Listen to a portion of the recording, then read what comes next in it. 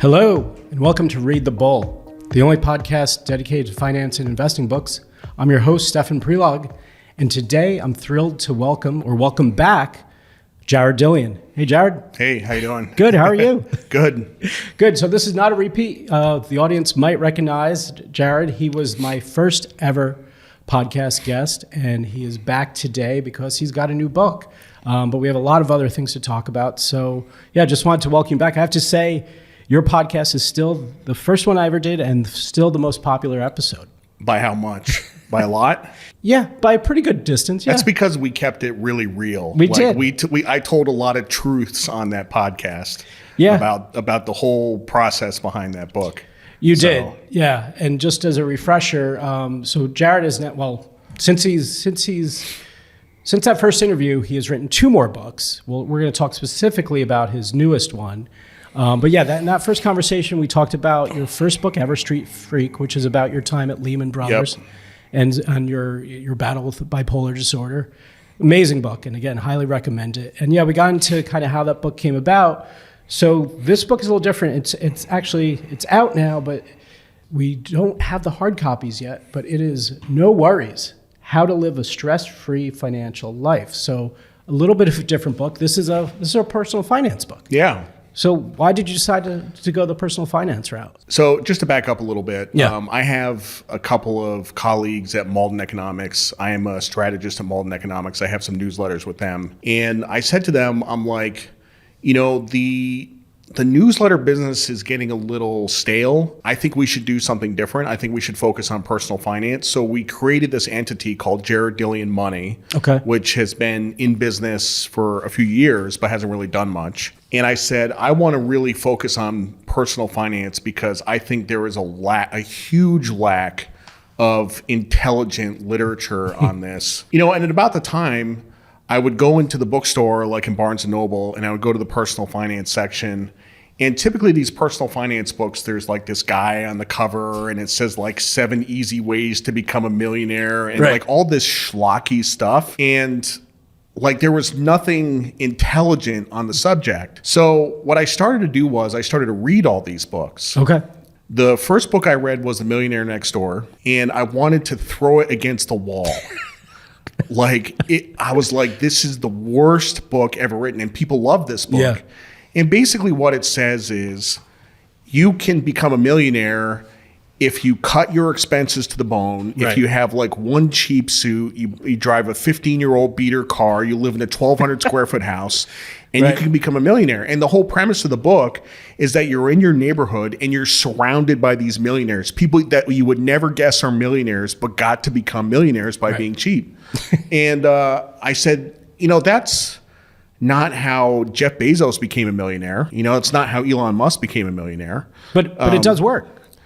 It works, but it sucks. It works, but it sucks. It's a really miserable way to do it because what you're doing is you're living in deprivation your entire life. You're denying yourself material possessions. And one of the things I talk about in this book is I talk about the idea that material possessions make us happy. Like if you buy something, if you buy a new jacket or a pair of shoes or whatever, you are happy. You like this new thing, you wear it around, and material possessions make us happy, not as happy as meaningful relationships or spirituality or anything like that, but they do make us happy. And to deny yourself a lifetime of material possessions is just unnatural. There's no reason to feel guilt to go out if you have the money to buy something that makes you feel good. We are descended from the Puritans. Yeah. Americans feel guilty about consumption. They treat themselves, they buy something nice, and they feel guilty about it. And that is having an unhealthy relationship with money. Yeah. And the goal of this book is so that you can have a healthy relationship with money. Now, before we go any further, I want to point out that this isn't a YOLO spend money book. Sure. In the first 5 minutes of this podcast, it probably seems that way. Yeah. But we'll get into it. Yeah. No, that's great. But what's also interesting, there's this contradiction, right? Because we're a capitalist society too, and we're told we're consumers by nature. So it's It's this thing we wrestle with, and we'll talk about that because I think it's interesting because we seem to glamorize saving, and like you said, all these books are like, hey, if you take all these measures, you'll be able to be a millionaire, but it comes at a cost. You're not going to be happy. And you cited an example early on about the Starbucks, cutting out your Starbucks coffee. There are so many articles out there like, oh, if you cut out these things, you'll be able to save X amount of money over those years.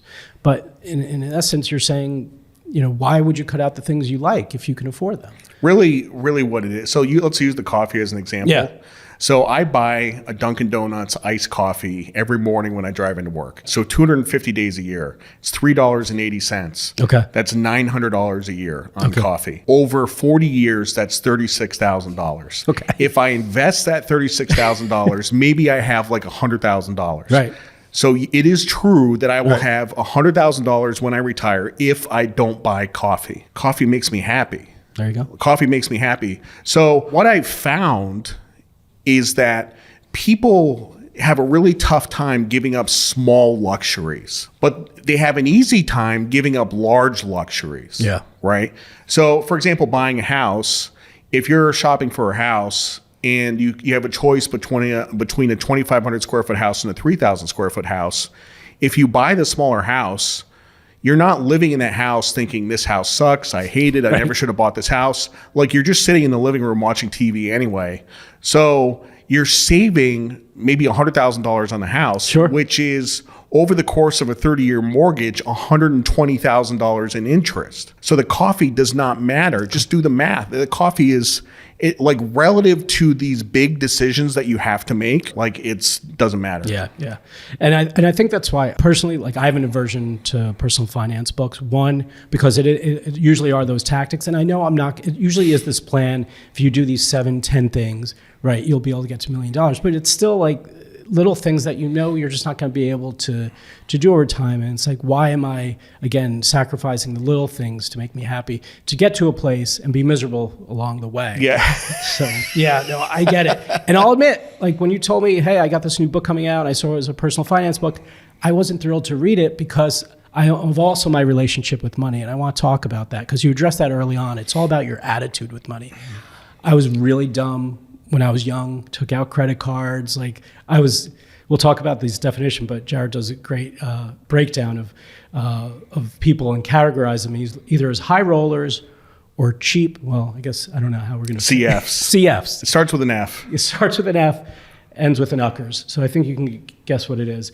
Puts people in those categories. And it's funny, when I was young, I was so stupid with credit card debt and doing all these things. And then when I got into college, I had student loans, and then I didn't pay back the student loans.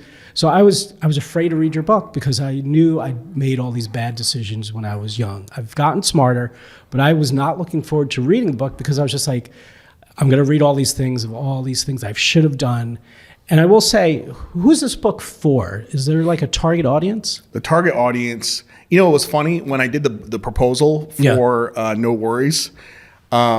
Because I was telling you I did it in my class, in my MFA program, and because you have to put the target audience in the marketing section, and I said the target audience is everyone, and the professor was like, you can't say that, like you can't say it's for everyone, but I'm like, it really is for everyone, It is, and I will say, like, I'm going to give this book to my 21-year-old son because I will say it's probably better for people who haven't made some of these big decisions yet. Mm-hmm. So, I mean, he's now a senior in college, but obviously doesn't have a house or anything yet. So it's just a great, simple way to think about it. You really strip down a lot of the things so you're not overwhelming people with a list of things to do. Yeah. And you focus on two things, debt and risk. Yep. Now, why those two things in terms of eliminating financial stress? Well, those are the chief activators of financial stress. If you have a lot of debt, and as you did at one time, and you're worried about making payments, and it's this constant thing hanging over your head, like it causes you a lot of stress. And if you have a lot of risk in the financial markets, if you're trading crypto or tech stocks or whatever that are very volatile, that's causing you a lot of stress. And really, like, financial stress is not a function of how much money you have. It's a very common misconception. Yeah. Like, a lot of people believe that poor people have a lot of financial stress. Maybe they do, but I know some poor people, and I don't use that word in a pejorative term. I'm just saying, just people with less money. I know some people who don't have a lot of money. They have no debt. Yeah. Like they rent an apartment. The car is paid for. Like they don't have any credit card debt. They may be living paycheck to paycheck, but they have no stress. Yeah. Like they're happy.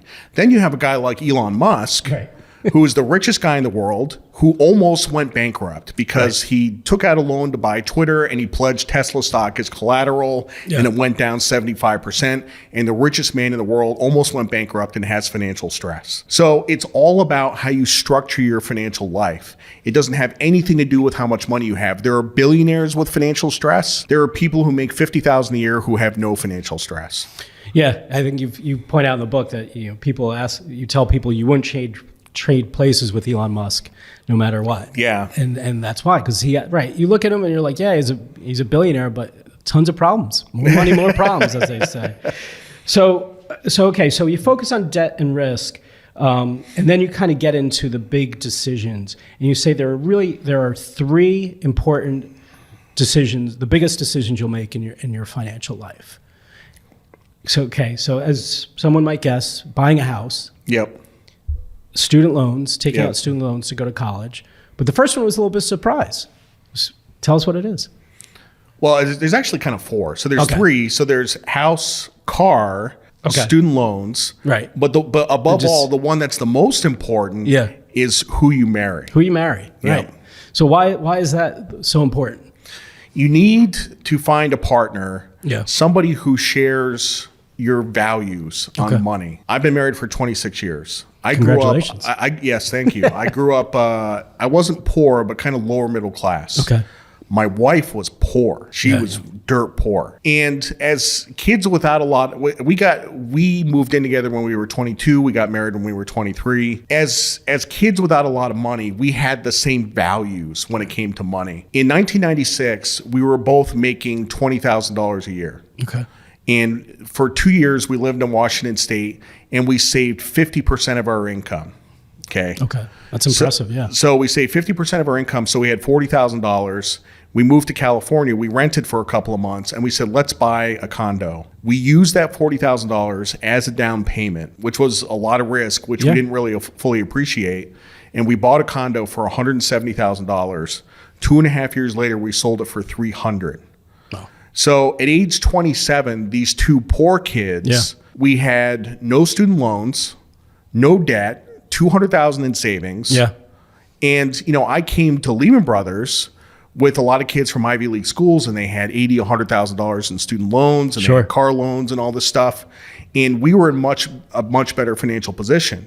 And, I'm not saying that savings is bad. I think one of the things I said in the book was you should be cheap earlier in life and spend money later in life. Yeah. Another way to put it is you can eat ramen in your 20s or you can eat Alpo in your 70s. Those are your choices. Right. You know what I mean? That's a good way of looking at it. And you talk about sharing the same values, but you do talk about how you do need to be aligned. And before we started, I said I'm going to debate you a little bit because my wife and I think we are aligned, essentially, but she was more in the high roller category, and I was in the CF category. And again, she wasn't an extreme high roller, and I wasn't extreme CF. But we've balanced each other out, where I've kind of helped her a little bit think more about savings, and she's helped a little bit more about, just kind of enjoying and being able to, if we have the money and to spend it, that's okay. But when we started dating, we've been together a long time, but I was kind of the same way where many years ago, I would, any big purchase, I would be calculating, how much money's in the account. I knew I had enough, but I would just always go through these calculations, like, do I really need this? And it's breaking out of that. You had a moment that you talk about in the book where all of a sudden you decided, not that you're going to be a CF anymore, but that you're going to be able to buy things that you enjoy. So when did that happen? So it was 2012. I was in San Francisco, and I was there for a wedding, and I was by myself for a couple of days, and I was cruising around Union Square, and this is back when Union Square was kind of better, Yeah. But there was a Prada store there. Okay. And keep in mind, I was like the squarest guy in the world. I didn't know anything about fashion. Like I didn't know what Prada was. Right. But it looked like a cool store, so I went inside.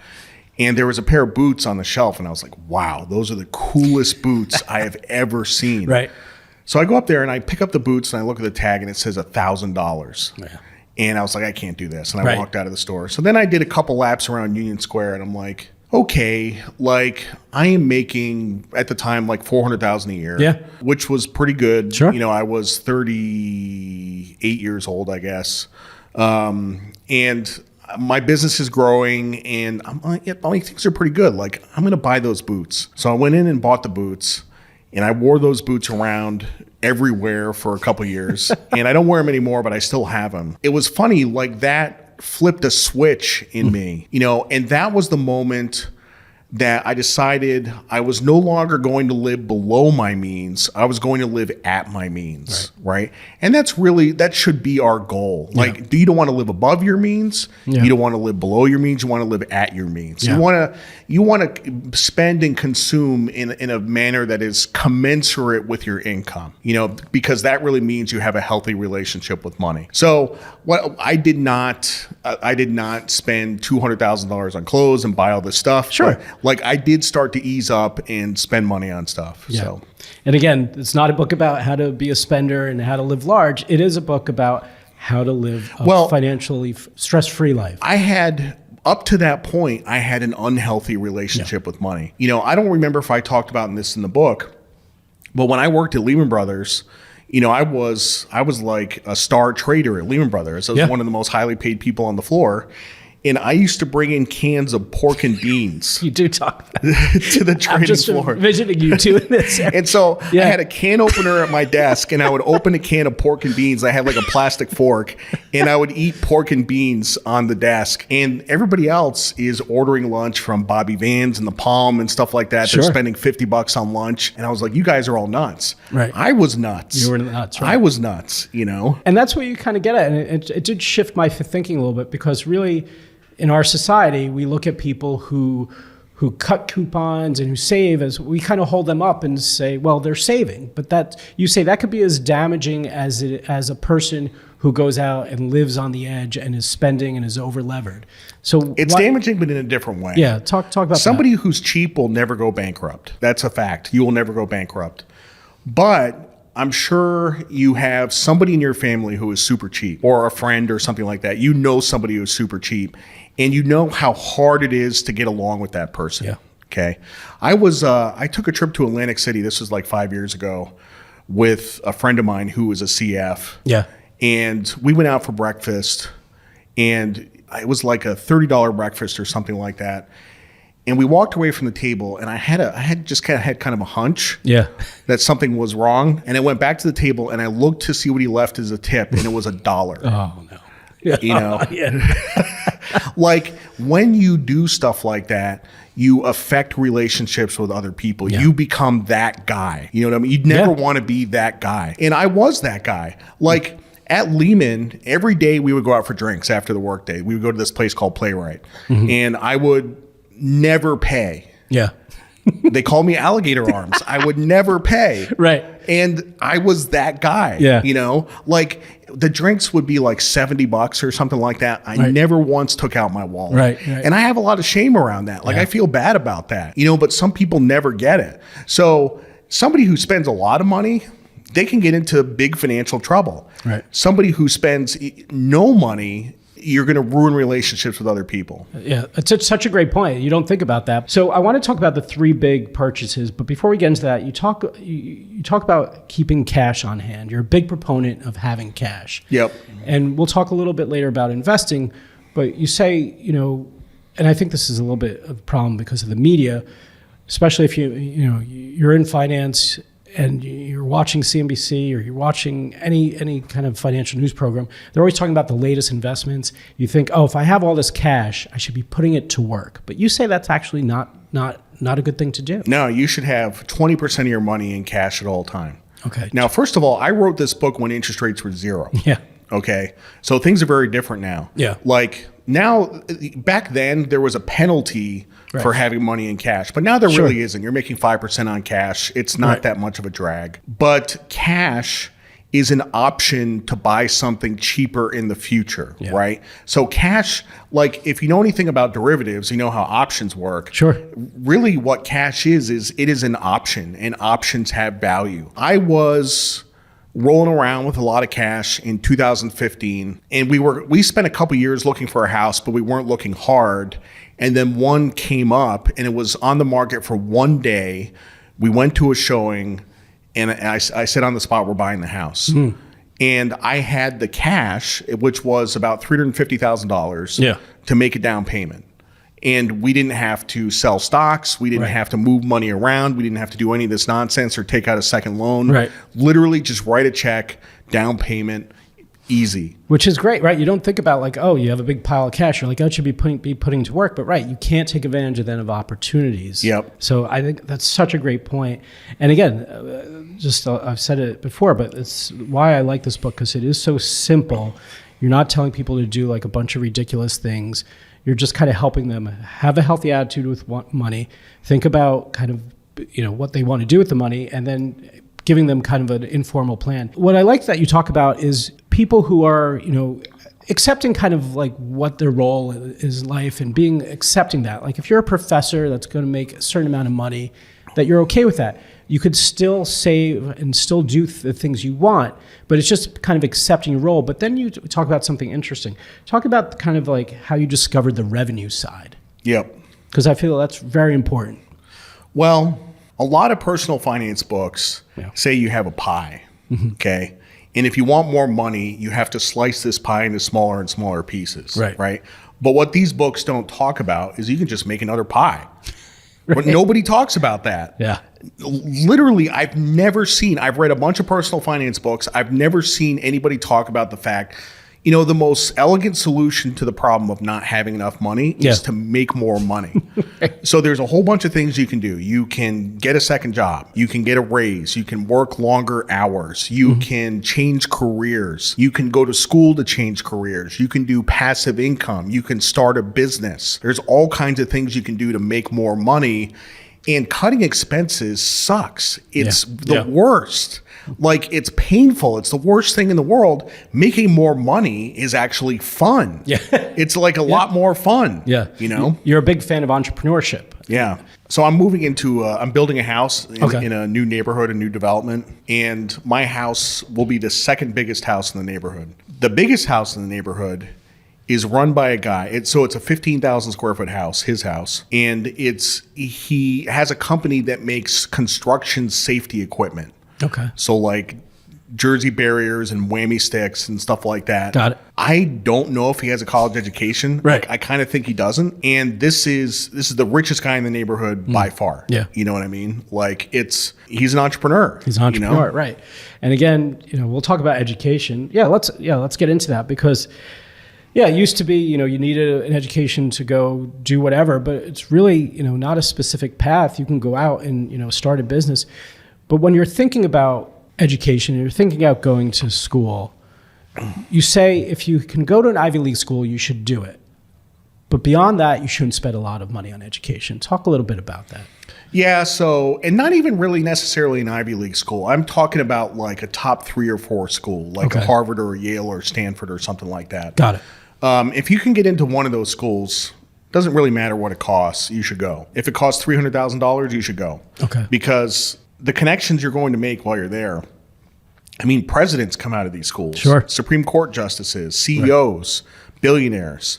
Like, your Rolodex is going to be enormous with some of the most rich and powerful people in the country. I mean, Harvard has been in the press lately, right? For all these bad things. Like, ultimately, at the end of the day, you don't really go to Harvard for the education. You go for those connections. That's really the value of it. So, but if you don't go to one of those schools, then you have to graduate with $40,000 in debt or less. And how you come up with that $40,000 number is you should be able to pay it off in 5 years. 5 years, So if you pay $8,000 a year, you should have it paid off in 5 years. Nobody should be paying student loans longer than 5 years. That was my problem. But on the other side, my son Well, would you consider Duke kind of one of those schools? Pretty close. Yeah, pretty close. So Yep. he got a full ride to Duquesne, but really wanted to go to Duke. And we kind of had that conversation, and we thought that he would just have better opportunities coming out. Yep. And, he's had to take a That's little... probably the right decision. Yeah. He's taken a couple loans, but nothing that's going to put him too far back. Yeah. So, we've just decided to pay for it, and hopefully he'll, do well. But, okay, so I feel good about that decision. But let's talk about the other decision. So, talked a little bit about student loans. You said probably the biggest one is buying a house. Yeah. What's an approach to buying a house and being smart about it? And just as a general rule, you should buy a smaller house than you need. And I'm a complete hypocrite because I'm building a huge house. And actually, even the current house that I'm in is pretty big. But buying a house is very risky, and people don't appreciate the risk. Okay. And you should believe me when I say this, because I worked at Lehman Brothers during the financial crisis, and I kind of know how risky housing is. I think you have a good idea. So basically, you're putting 20% down on this asset, and if the price of the house goes down 13%, you are underwater, because even if you sell it, you have transactions costs. So if the housing market goes down 13%, you have to pay to get out, and you are stuck. And that's like a 13% move in an asset is not that much. It's incredibly risky, So our housing market in the U.S. is very streamlined. It's also very socialized. But the process of buying a house between realtors and mortgage brokers and banks, it's very streamlined. It's very easy, and people kind of sleepwalk through this process, and they don't really run the numbers. And you say don't think of it as an investment. But isn't it the biggest investment that most people have? So it's an investment, and it's not an investment. Okay. And it's funny because when I wrote that in the book, my editor is like, you have a contradiction here. You say it's an investment. You say it's not an investment. Right. I'm like, well, both are true. Like, housing for a lot of people is the best investment they will ever have. And the reason that is because most people can't save. Like, they can't put money aside. They can't invest. They're unable to do that. What can they do? They can pay down a mortgage. Right. They can pay down a mortgage and build equity over time. So you get people like in New Jersey that buy a $70,000 house in 1979, right, and they sell it in 2023 for $900,000. They have 100% equity. They move to South Carolina and they buy a place for $250,000. Yeah. They have $650,000 left over, and they live off of that. They never saved a dollar. So housing for a lot of people is the best investment. Okay. But it's also a crappy investment because it's negative carry. It's big time negative carry. So you're paying interest, you're paying insurance, you're paying property taxes, you're paying for maintenance. I mean, housing values do go up at about 4% a year. 4%. Okay. But an individual house will depreciate over time, and you constantly have to plow money into it. Yeah. What's funny is my current house, it's on the market right now. We're trying to sell it. Okay. And we've been in it for 9 years, and we really haven't put much money into it, and it shows. Like, it looks dated. It's old. People are like buyers are complaining about it. Like, you constantly have to put money into it, and we didn't, so we're having a tough time selling the house. Interesting. Right. So to your point, it's not like an investment of stock where you don't have to worry about anything. You have to do things to keep up the investment. And so that's the negative carry you're talking about, all the costs. And I feel like, again, people, I'm sure there are books out there, but when you're buying a house, you don't think of all the things that are associated, the realtor's fees, the insurance fees, and everything that adds up. So you just think, oh, can we afford 20% of what, 20% down payment of what the house costs? But you're not thinking of all the extra expenses. Yeah. So, okay. Well, I hope you sell the house. I mean, are you going to have to do any improvements or anything? No. I refuse to do improvements. I'm not going to do that. But we've already lowered the price by about 20%. Okay. And I really don't want to lower it anymore. Yeah. And people come through and they still say it's too high, and I'm getting really annoyed. And So you have some great approaches. Let's talk about buying a car, because that's also a big purchase. And you're not a car guy, but we're in America. We have this love affair with the car, and we spend a lot of money on cars. How should people approach buying a car? Well, a car is the worst investment you will ever make. Yeah. So you're buying this $40,000 asset that's going to depreciate to 0 in 8 years, and you're taking out a loan that's 100% financing. It's the dumbest thing of all time. And also, one of the things I talk about in the book is, for as much emphasis that is put on cars, we really don't spend that much time in cars. I mean, unless you have like a super long commute. My commute's like a half an hour. So I drive a half an hour to work. The car sits in the parking lot for 8 hours. I drive a half an hour home. The car sits in my driveway for 16 hours. I'm in the car 4% of the time. Right. It does not matter. It's it's a way to get from A to B. Especially these days when you can. I mean, that's funny because, growing up, or at least I grew up in suburban New Jersey. Like buying a car was the equivalent to freedom, right? You got a car, you could do what you want. That's changed a lot now with the Ubers and everything. You don't really, it doesn't really, the car doesn't have the same symbol that it does. But what do you recommend?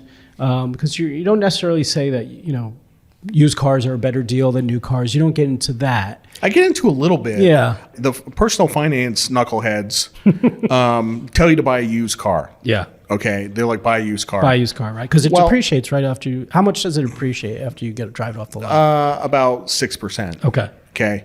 So that's okay, but you have to be careful because a used car can have gremlins, right? It can have mechanical problems. If you buy a new car, you're not going to have mechanical problems.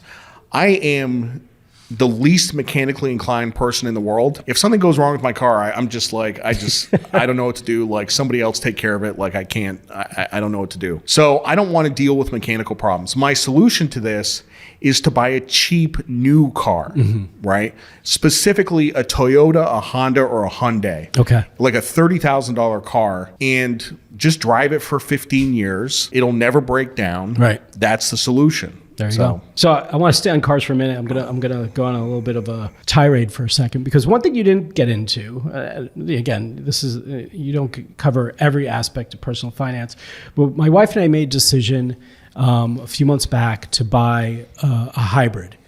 So we thought we weren't ready to buy an EV, and the reason why, because we just weren't ready. We didn't want to go through the trouble of like having to worry about like where we're going to find EV chargers and things like that. But we thought, okay, we know that EVs, have some type of tax credit. But I'll tell you, it's one of the worst decisions we made. Buying a hybrid? Buying a hybrid. Why is that? And I'll tell you, there are a few reasons. One, because we still don't have the infrastructure. So even though it is a hybrid, if I want to charge it, I have to drive to find a charger. So I'm spending gas driving around trying to find a charger. And even a charger, especially we're in upstate New York, you have to pay to charge it. And it's maybe like let's say a couple dollars here and there, but we only get 40 miles to a full charge. So think about that. I'm driving to find a charger, and then I'm paying like maybe $5 to charge. I only get 40 miles for a full charge. Unless you have a charger at your home. You don't? I don't. That's the problem. Okay. So we're now going to have to build one. But I would say a few things are, the salesman. You talk about, you go off a lot on car salesmen. And you had an experience too, which we could talk about. But our car salesman, he wasn't shady, but he just didn't tell us a lot of things in terms of like, you should make sure, like there are fast chargers and there are slow chargers. We can never find a fast charger, so it takes 4 hours. So that's another cost. If we go someplace to charge it, we're usually getting lunch or buying something, waiting for the car to charge. So it's just been, luckily, and I know you're not going to be a fan of this, but we did lease it because we weren't sure after 3 years, what the infrastructure was going to be like.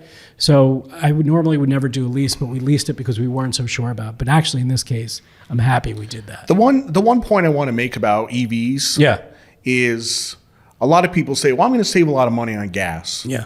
But people really don't do the math on how much money they spend on gas. The average person spends $2,500 to $3,000 on gas a year. That's it. It's really not a lot of money. The other thing you are saving on is maintenance. If you have an EV, not a hybrid, but if you have an EV, your maintenance is basically zero. But yeah, like gas. Let me put it this way: gas at current prices Right. is $3,000 a year. If gas went up a lot, then obviously it would make more sense. It always becomes a political football when the gas prices go up and people are talking about how much they're paying at the pump. But right now they're fairly reasonable. Yeah. Yeah. So anyway, that's just my little diatribe on EVs. So maybe in another personal finance book you can get into that. So all right, so we covered all the areas. One area you didn't get into, and I want to ask you why, but it's a growing risk for a lot of people, and you talk about what we worry about, but medical bills and the risk that comes with healthcare, and we have that could be a whole nother separate conversation. But what do you think about how people should handle if they have health issues? A lot of people do get into debt because their insurance doesn't cost doesn't cover certain things. Any advice for how to handle medical debt? I have no advice. Okay. Let me tell you something. When I first moved to Myrtle Beach, my office is in an office building, and I used to be in the same office suite as a bankruptcy lawyer. And his clients would sit out in the waiting room. 90% of his clients had some medical problem. Yeah. Whether they were on oxygen or crutches or wheelchair or something, like they all had some big medical issue. Like bankruptcy because of medical issues is a big thing. Yeah. You know what I mean? So first of all, like I didn't think to put it in the book, but now that you mention it, I still wouldn't put it in the book. Okay. Because it's too complex. Yeah. It's too complex and it's an intractable problem. And, I kind of like to focus on the problems you can solve, not the ones you can't solve. So I got you. I just had my thought. I was just like, thinking about things that give people financial worry, and that's one of them. But yeah, I understand your point. Okay. So we covered the big things, house, student loans, cars. Let's talk a little bit about credit cards. Because, obviously everyone has a credit card. You need credit cards. And that's another problem you have with personal finance books. They talk about cutting up the credit cards, but you need credit wherever you go, right? Well, you just have to think of credit cards. All they are is a convenient way to pay for things. Right. Should never carry a balance, right? Right. Now, the reason people like Dave Ramsey say cut up your credit cards is because he is a pessimist. Yeah. Right. And he believes that people cannot be trusted with credit cards. Right. Like that if they have credit cards, they'll inevitably max them out and have all this debt. And what I'm saying is you can be trusted with credit cards. And also in today's day and age, you can't function without one. Unless you're living in some rural area, like where like you can't. I mean, how are you going to rent a car without a credit card? How are you going to get a hotel room without a credit card? Like, you just need to have one. So, and it's not even really a matter of discipline. One of the hacks that I talked about in the book is, prior to the internet, when you had a credit card, you would kind of spend money on it all month, and then you would get the bill, and it would be a surprise. Right. Like there was no way to check the balance in the middle of the month. So what I tell people is check the balance once a week. It's on your phone. Right. Just go in the app and check the balance. So if you can spend $1,000 a month, and it's halfway through the month and you're at $800, then you got to slow down, or else you're going to end up in debt. And use the credit cards to your advantage. You talk about the best ones are one that give you cash back, right? Yep. Yeah. And I have one that's cash back. So I wanted to throw out something that my wife and I did. I want to see if we did something savvy. We feel like we did, but I want to get the expert's opinion here. So one thing is, after the pandemic, we found ourselves with a nice little pile of cash that allowed us to put a down payment on an apartment here in New York City. We estimated how much the renovation was going to cost, and we had enough to cover it, but it was going to be a large outflow that we knew that would come out. What we decided to do was we were going to take a HELOC. Now this again was going back ways when interest rates were really low, and we could get a HELOC that was maybe 2-3%. The problem was it took time because it was a city apartment. We had all these approvals and going through the co-op and everything. So we didn't start the renovation on time. So luckily we didn't take out the HELOC. You don't get charged until you start taking out of it. But by the time we were ready to take one, interest rates had gone up. So it wasn't feasible to do. And again, we could have still paid all the money for the renovation. But again, because there would be a lot of costs coming out at different times, what we did was, and you say in the book, you should probably have 3 or 4 credit cards. And my wife and I think only had 2. So we opened up 2 new cards that had a promotion that you didn't have to pay any interest for. Mine was 12 months and hers was 18 months. So essentially we were giving ourselves a loan. We put everything, and one of the cards was cash back.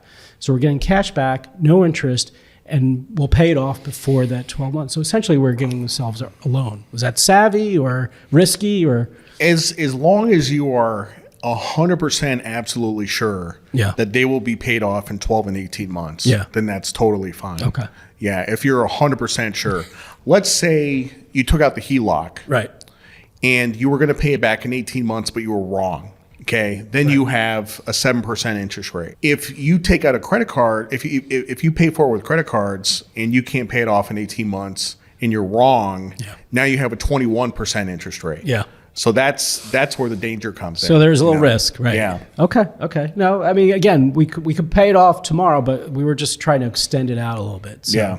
Okay, and you don't like risk. You're a risk-averse guy. We know that. So, okay, so I didn't get the affirmation I wanted there. But all right, so as long as we pay it off, I'll let you know what we did. Well, let's talk about risk. You know, you've had a career in investing. You're now a newsletter writer. But let's just talk about investing and your approach, because you're a risk-averse guy. You say, for people who are investing, and again, we talked about this earlier, you know, you don't have to put all your money to work. Keep some cash on hand.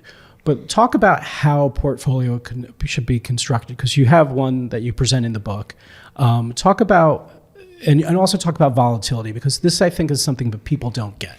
Yeah, so the conventional wisdom around investing for most people is you should put all your money in the S&P 500 index fund. Yeah. And dollar cost average it, ride out the ups and downs, and you can do the chart and it makes 9% a year, and at the end of it, you have a big pile of money. So the problem with that is if you invest in an index, the returns of an index are great. It's very hard to beat the index, right? You know, but the returns the returns are great. But you also get the volatility of the index. Right. And the S&P 500 moves around 16 to 20% a year. Okay? Which is a lot of volatility. Yeah, that is. Like, just pretend you had 10 million in savings. It's moving around $2 million a year. Yeah. It's a lot. Yeah. And even if you had 100,000 in savings, it's moving around at 20,000 a year. And that's a lot of money to you. And those fluctuations cause you stress. You know, the small fluctuations don't really cause you stress. And most people don't really pay attention to the market. But one day you're sitting at the dinner table and you're watching the news and they're like, stocks are down for the 8th day in a row and they're down 16% or something. Right. And you're like, ooh, maybe I should check my account. And then you pull up your account and you've lost $16,000 and you're like, oh, then it's like a gut punch. You're like, oh man, like, so then you're like, what should I do? Should I sell it? And then you're like, oh, it'll come back. It'll come back. Sure. And then it gets worse. And then, you know, then inevitably you sell it at the worst possible time. Of course. So the way to protect yourself against volatility is to be completely diversified. Okay. Now, an S&P 500 index fund, you're like, hey, I own 500 stocks, so I'm diversified. Right. It's not really, it's not, if 100 million people are doing the same thing, you're not diversified. So you have to be diversified across asset classes. So you need stocks, bonds, gold, cash, and real estate, 20% each. And that's called the awesome portfolio. Awesome portfolio. Yeah. So let me give you a little statistics on the awesome portfolio. Stock market returns 9% a year. Awesome portfolio returns 8% a year. Okay. But the awesome portfolio has almost half the risk of the stock market. Why is that? Half the risk. Well, that's because you're adding things to the portfolio that have a lower correlation. It reduces the portfolio risk. Got it. Okay. I did a lot of back testing on this when I constructed this, right? So it also, another important, it's not just volatility, it's also drawdowns, right? Okay. Right. So if you think about the S&P 500, over the last 100 years, you've had 4 drawdowns of 50% or more. And you've had 15 or 20% drawdowns, and you've had a whole bunch of 10% corrections. Yeah. But in 1929, the stock market went down 89%. Oh, yeah. In 1974, it went down 50-something%. In 2001, it went down 50-something%. 2008, it went down 57%. If you are going to be investing for 40 years, it is almost certain that you will take a drawdown of over 50% if you have all your money in the stock market. So drawdowns are important. You want to minimize your drawdowns. Right. The awesome portfolio has a max drawdown in any particular year of 12%. Wow, that's it. 12%. Okay. So think about it. You have this portfolio of stuff, gold, bonds, cash, stocks, and real estate. And at least historically, the worst you could possibly do is down 12% in a year. Oh. You will never experience financial stress. You will never experience it. Right. You know? That's great. Yeah. And Jared does a great job in the book kind of explaining how to allocate, how to get a portfolio with those different allocations. You do have to maybe once a year rebalance it. Yep. But otherwise, that'll cause you no stress. You don't have to look at it constantly. You don't have to worry about what it's doing. Because a drawdown, if you're down 50%, then you have to make back 100% just to get back to even. So it's the drawdowns that matter. It's avoiding the risk, and like you say, and I think that's a problem I have with the financial media too. And you're obviously not a fan of crypto. Where you just read all these headlines about all these people that made money in meme stocks and crypto, and there are those people out there, but that's few and far between. Well, let me put it this way: a lot of people made money in that stuff. Very few of them sold at the highs. Right. Right. Most of them rode it all the way back down. Yeah. That's another aspect of it. So okay. Look, this has been a great conversation, and I highly recommend this book because I felt better reading it, and I did give you really actionable things that you can do, easy things that you can do to take away. The goal is to just take away risk. I like the quote. I think you had this right at the beginning, but you were basically saying that money is the dumbest thing in the world to worry about. Yes, it's preventable. It's preventable. And also, financial stress makes all other kinds of stress worse. Yeah. If you have other stress in your life, financial stress is going to compound it, and it's completely preventable. Completely preventable. This is great. So I felt a lot better reading this book. Felt better about some of the decisions, and still there were some decisions, I know that were bad at the time. I will say, I think this book, I know you said it is for everybody, but I think it's great for, I think your early 20s just starting out, or even before you go to college. I think 17, 18 into your 20s and 30s. But I think no matter what age, I think it's going to be really helpful. I'm going to give it to my son. I'm going to require he read it. I'm going to test him on it because it's just good, simple, practical advice. And you just have a great mind for money and finance. You've been in the industry a long time. So it's just really great advice. So I want to thank you for coming on. A couple of just quick things because when we talked last time, we talked about your book Street Freak and how the writing process and everything. So I learned reading your newsletter, and again, you're the writer of the Daily Dirt app, which is a great financial newsletter that comes out daily. 225 a year, right? Yep. Yeah, great newsletter. But today you talk about the book. I learned you got an MFA and you took a class called the publishing process and you wrote the proposal for this book there. So talk about that. Yeah. So I got my MFA in writing from SCAD. Okay. It was a dream of mine since I was 22 years old to get an MFA. Yeah. And I just took a different path. I went to Wall Street and eventually came back to it. The professor for the class is a guy named James Locke, and he retired very shortly afterwards. He was an older guy. Mm-hmm. And the class, basically the whole purpose of the class was to write a book proposal. Right. So I really struggle with book proposals. Mm-hmm. Like for me, it's just easier to write the book. Why do I have to write this thing that says what the book is about? Right. Like it's pointless. Right. Like I hate book proposals, but the class was great because it walked you through every step of it. Yeah. And I probably would not have been able to do that proposal if it was not for that class. Yeah. Interesting. Yeah, because you said for Street Freak, you wrote it and you just sent in like a chapter or two of the book, correct? To sell it? I signed a contract with my literary agent, and what he told me to do was, he said, just write me a letter. Okay. Write me a letter about Lehman Brothers. Okay. So I wrote him a 50-page letter, and he was like, oh my God, this is the best thing ever. Yeah. But he actually turned it into a proposal. Okay. Like he kind of sliced and diced it and turned it into a proposal. I had no part of that. Okay. So when it came around for this book, I really had never written a proposal before. Okay. It's very hard. Yeah. Writing a proposal is hard. Yeah, there are a lot of different components. You have to talk about yourself. You have to do your bio. You have to give like a marketing plan. That's the easy part. That's the easy part. Yeah. So what tripped you up? So you have the marketing plan. You do have to do like a sample chapter, bit of marketing PR plan, bio. What other components? What tripped you up on it? What didn't you like about it? The whole thing. So my next book is actually a collection of short stories. Oh, okay. And, we're previewing the new book. All right. Yeah. Here we go. Yeah, I hope that's going to come out like in November. Okay. So, yeah. Nice. And we should say, so the last time you were here, you've written 2 books. You also, just after you're on, a little bit after you're on the last time, you wrote a book called Those Bastards. Yeah, it's a collection of essays. Yeah. Tell us a little bit about that. That has turned out like low key to be like the best book I ever had. Really? Like it is the highest rated on Amazon. People love that book. Okay. What are the essays about? Just life. Okay. Really like philosophy and finance and culture and music and sex and like. All right. It came from a Substack blog that I have. I started publishing Substack entries and I turned it into an essay collection. And like I said, it's been my most popular book. So really, okay, yeah, that's really interesting. All right, so that'll be your 5th book. So you got an MFA, even though you already published 3 books at the time. Why was it so important? You said it was a dream of yours. So I'll tell you the story. So I was 22 years old. I was in the Coast Guard. Yeah. I was living in Port Angeles, Washington, and I had some success as a writer in high school and college. Okay. In high school, I won a very prestigious award. I won some awards in college.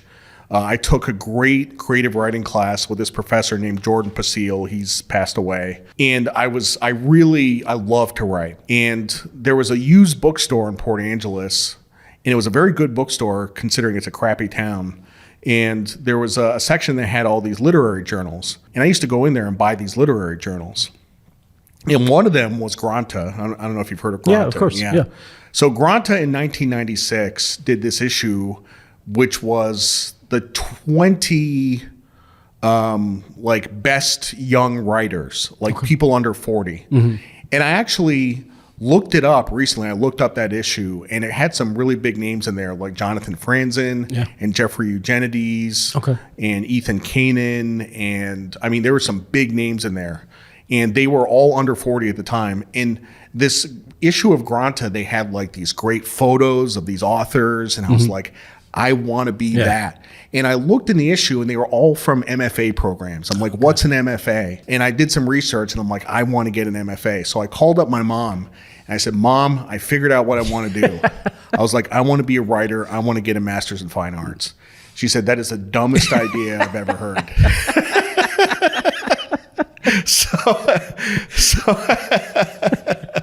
So thanks, Mom. I know.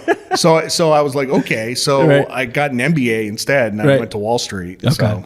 And so now you got the MFA. Yeah. Yes. And do you enjoy the program? Yeah, it was terrific. Yeah, that's awesome. Okay, well, we'll end it there, although I will say there are a couple of little Easter eggs in the book. I learned some things about you that I didn't know. You just threw out casually that you had a job at one point as a church organist. Yeah, when I was in high school.